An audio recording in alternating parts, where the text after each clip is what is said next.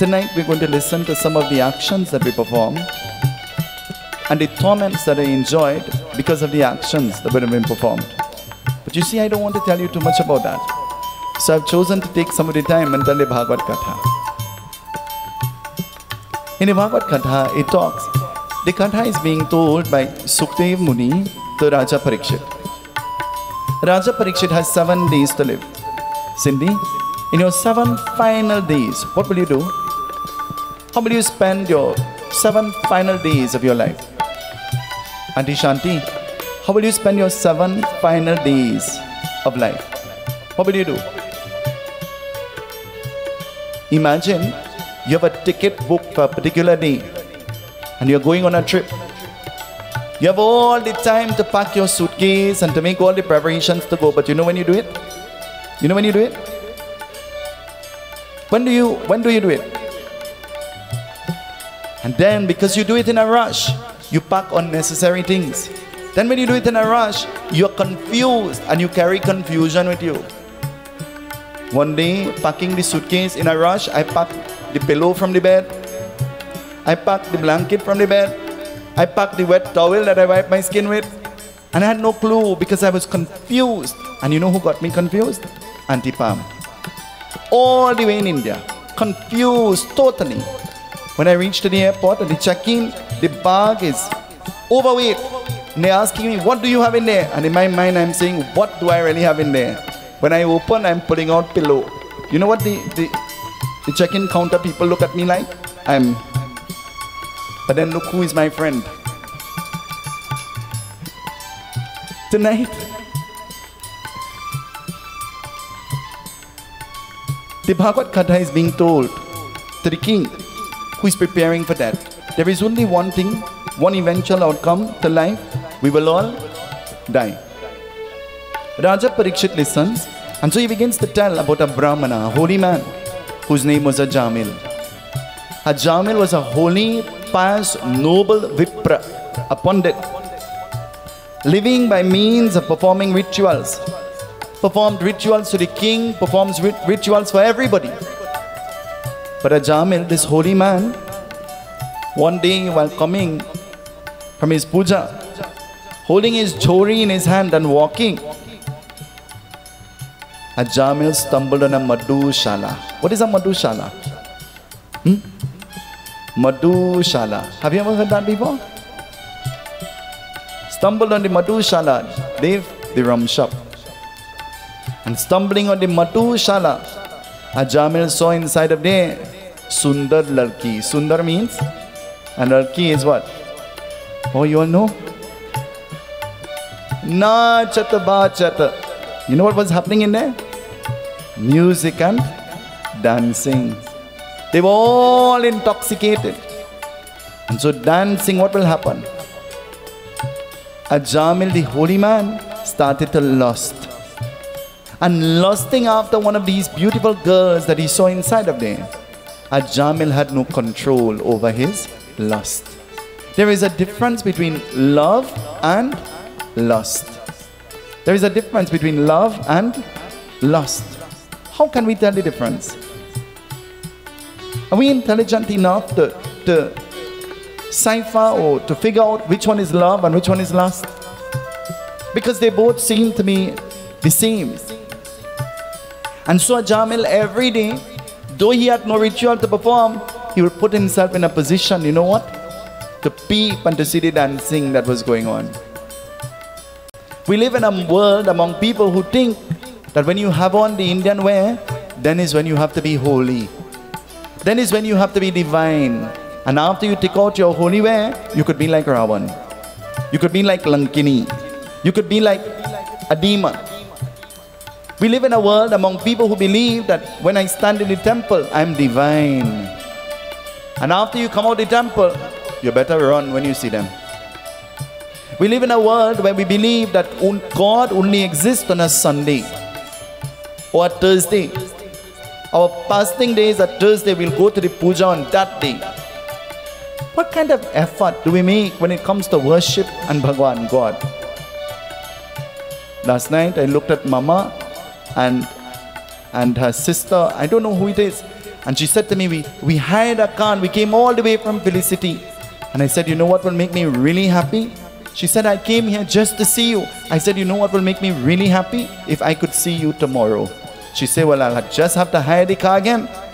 And as I walked in, she's the first person that you will see. Effort.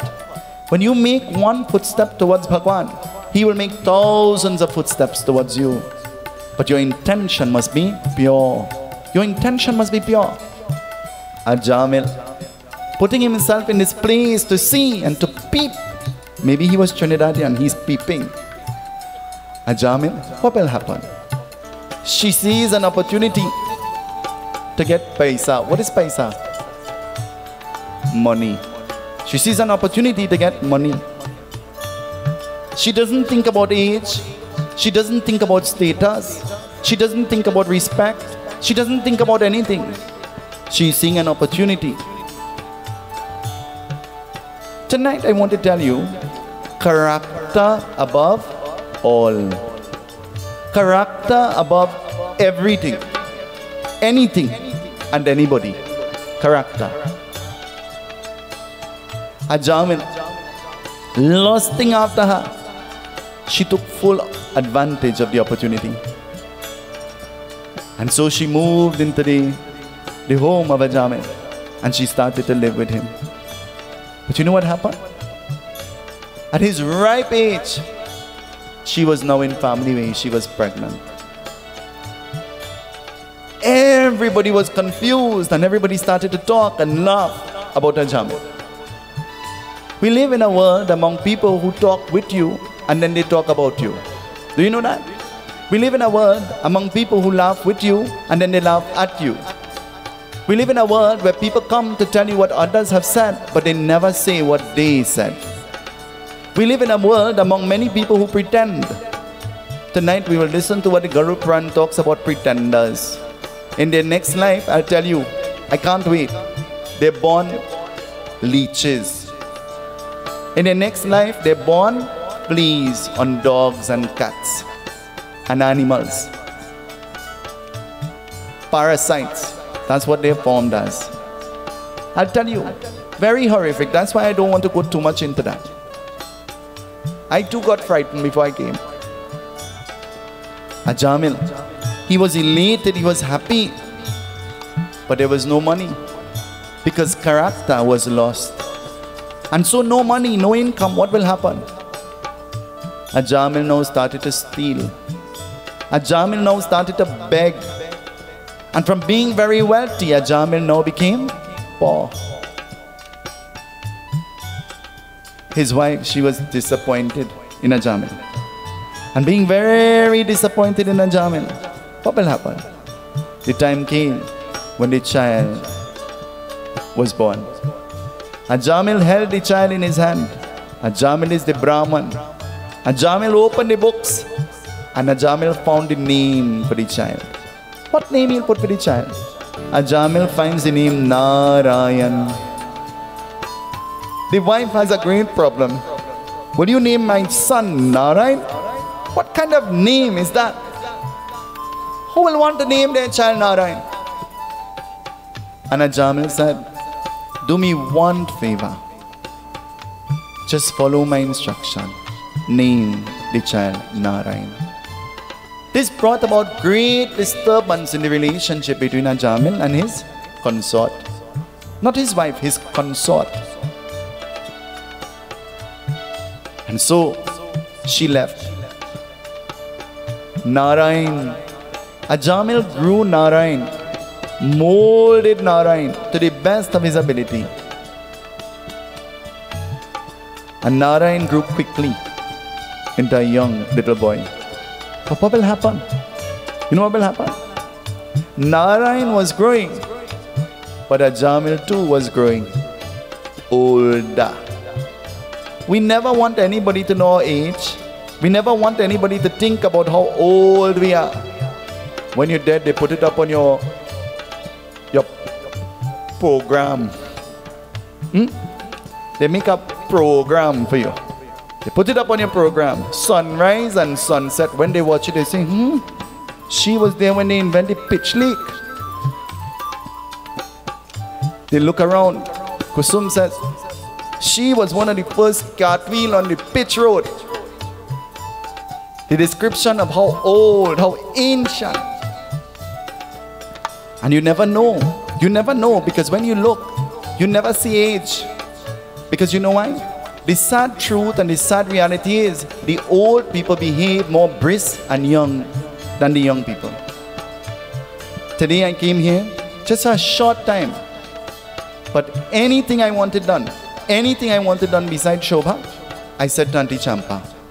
Auntie Champa, who is the most senior of everybody in the group, I said to her, can you help me?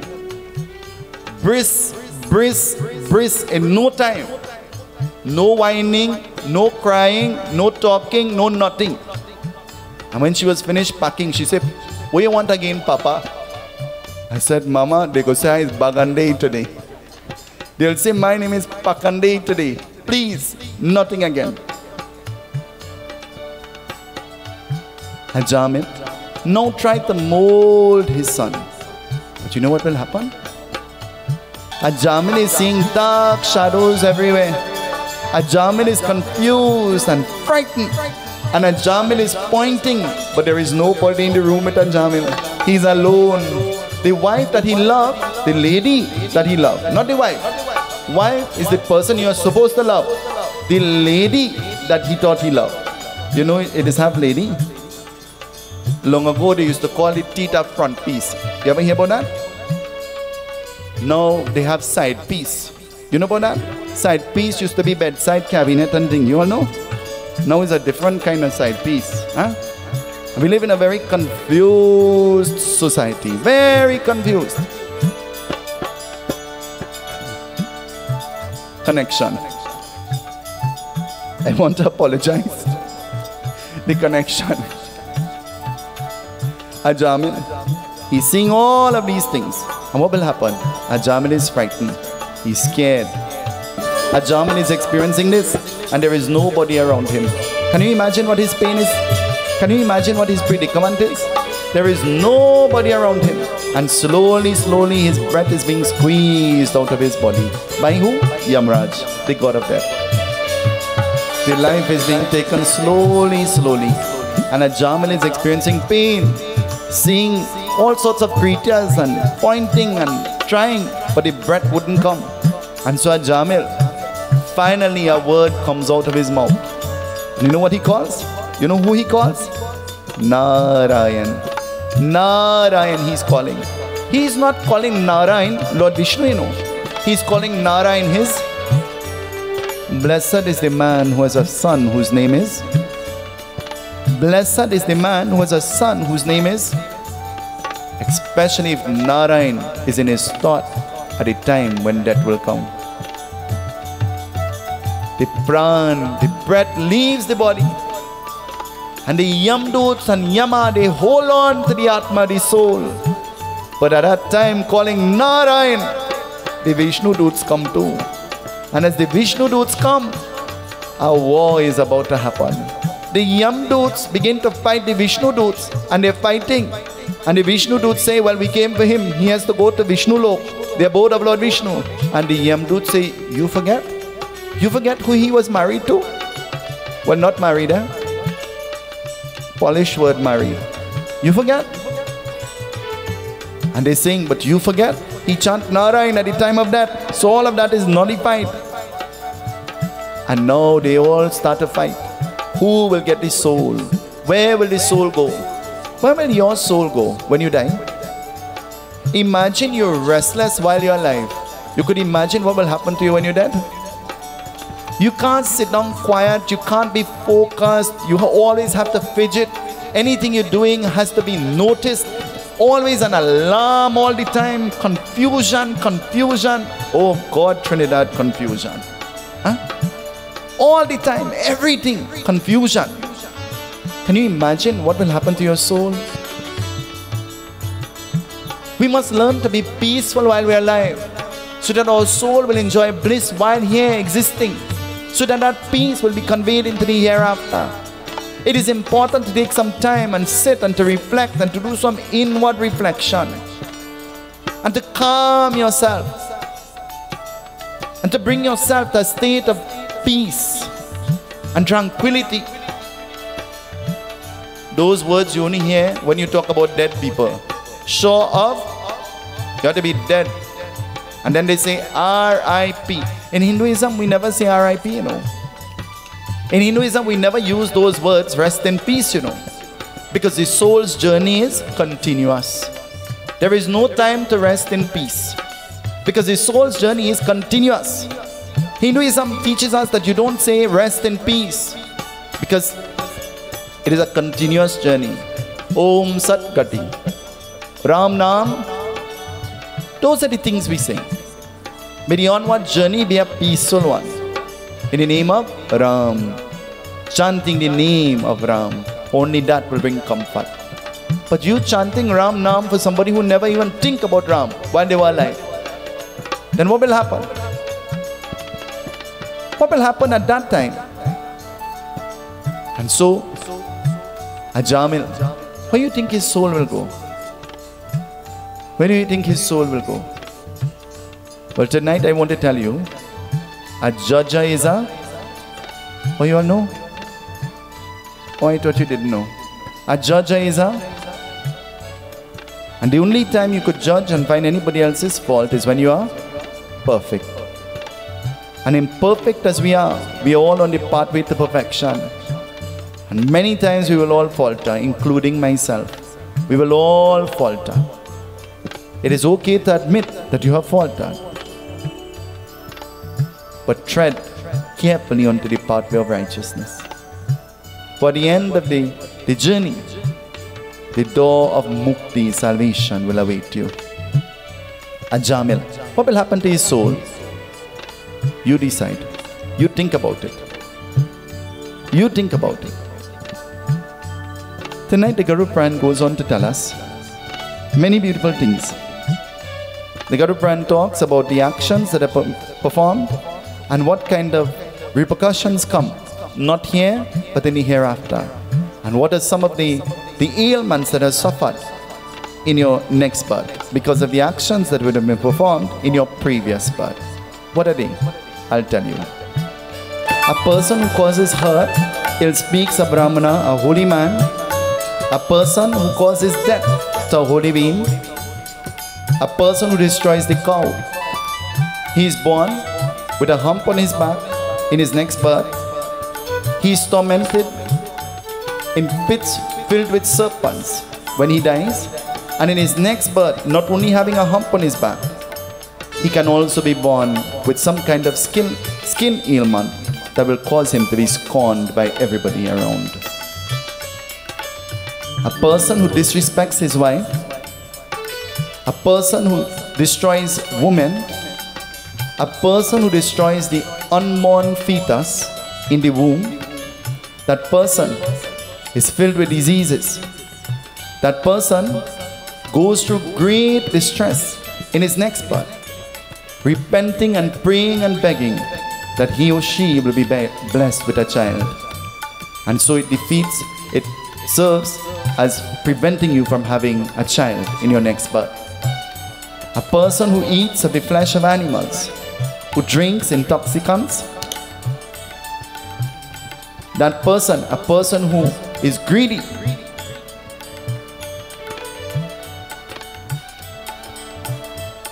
he is reborn gigantic in size, pot-bellied, and filled with anger all the time.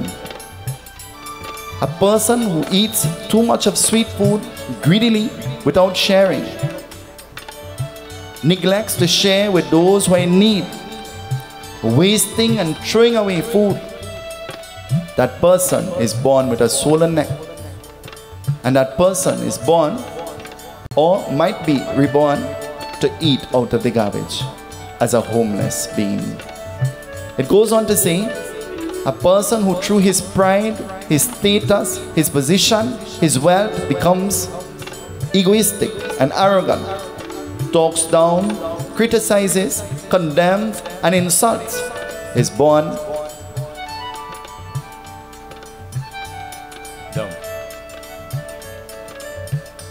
dumb.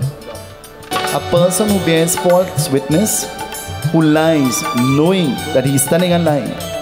A person who interferes with his marital relations by having other relations.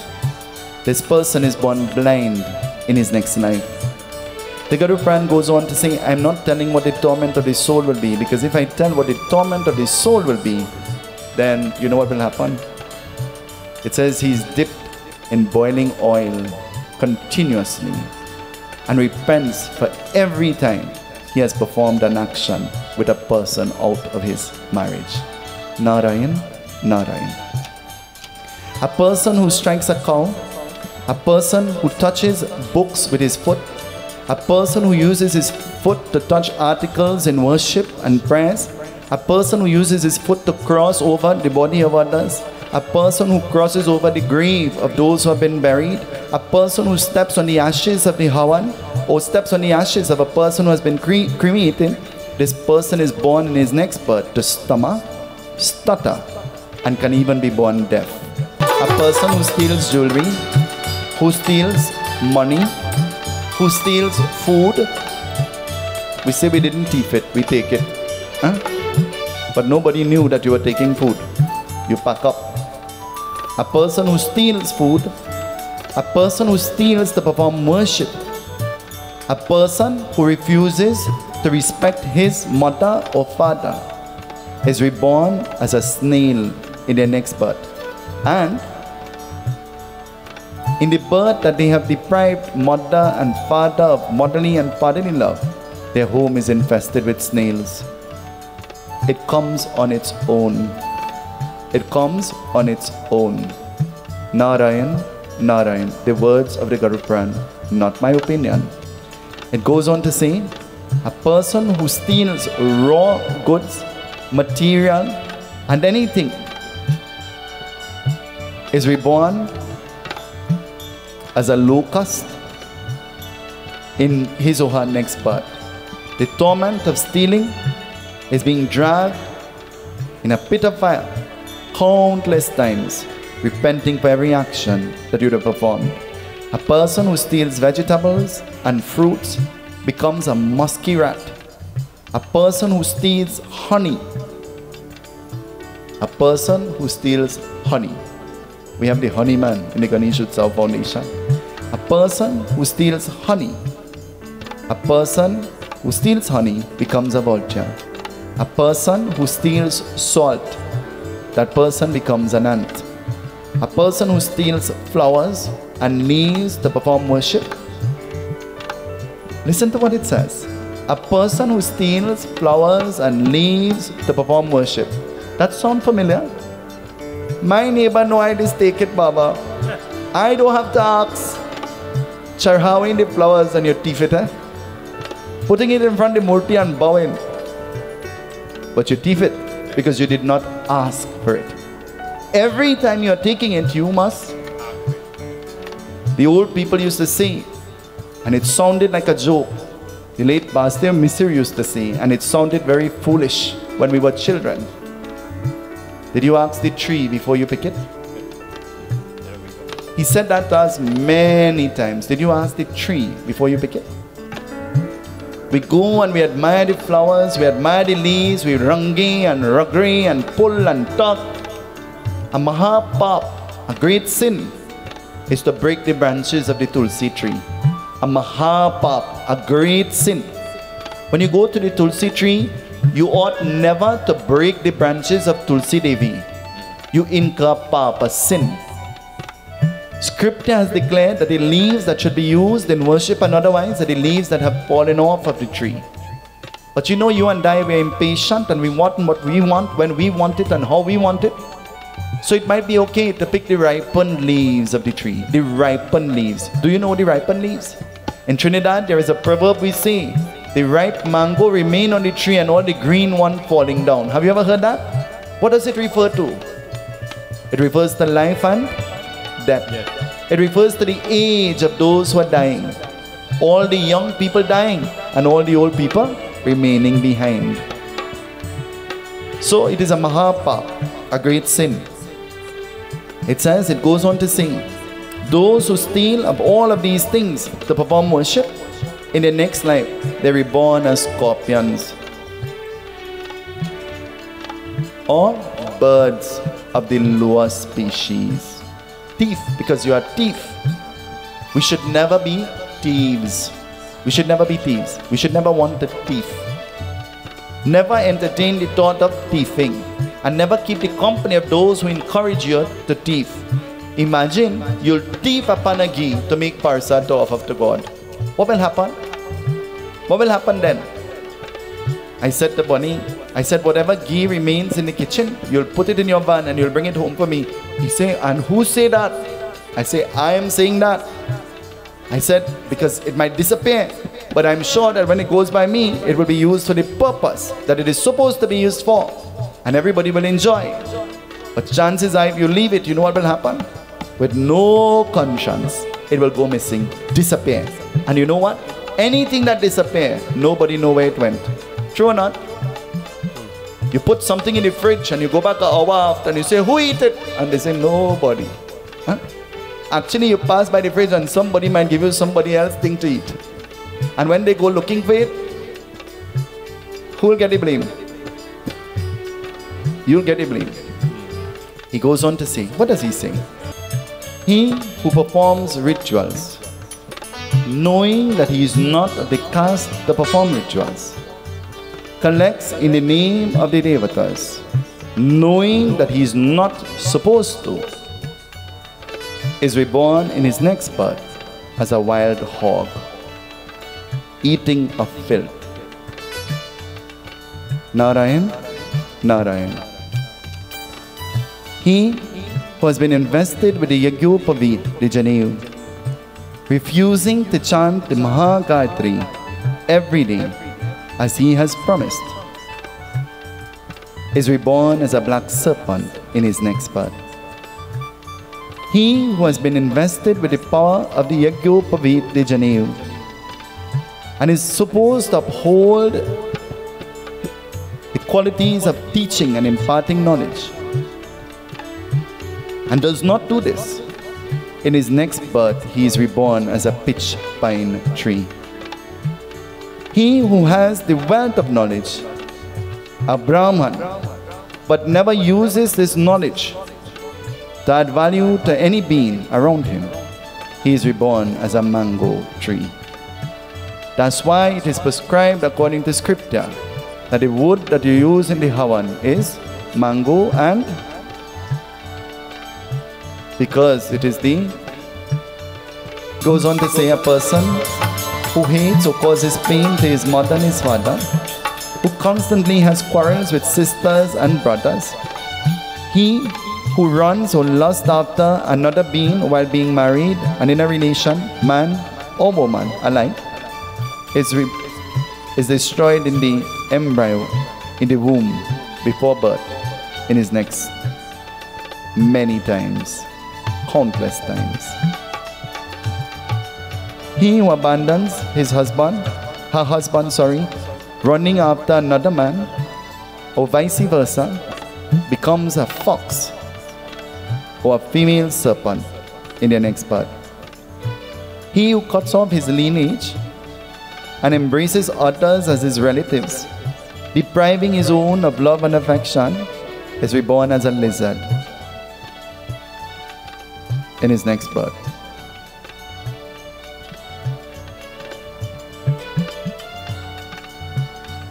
He who is a pretender,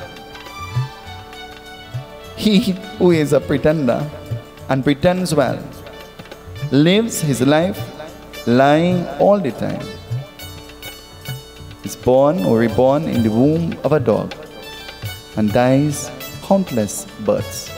He who spends his wealth on gambling, depriving his children and his home, he who spends his wealth on vices, negative vices, is reborn as a bull in his next life to carry load-carrying animal. One of the places that Kali Yuga lives is in the casino, is in the places of gamble. You want to blight your wealth? Go and gamble. That is the only thing I just do. That's enough to crush your whole life and to blight you. It is enough. It is enough, more than enough, to blight you. That's why you'll never catch yourself and you'll never see your way, and you'll always be on a string hanging. Though you would have worked, the payment will take a long time to come. The Guru Pran says so, not me. You'll always be hanging, just like you always wishing that you'll win. You'll always wish that you'll earn. You'll win your earning. Though you would have worked and toiled. Spend your time going to the Yajna. Spend your time listening to the Ramayana. Spend your time singing a bhajan. And you have extra money you want to chuk somewhere? Because that's what they say. They go and they chuk it in a machine. Chuk it in your pocket and pay your light bill. Your Lakshmi will leave you.